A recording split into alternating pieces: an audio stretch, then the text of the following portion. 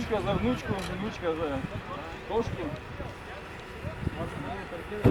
Димон, я сразу нашу тему вспоминаю. У нас вообще реальная тема была. Нива тащит Сузуки, я беру за трос и тащу Ниву. Вот так и по пояс смотрю. И потихонечку все накрыли.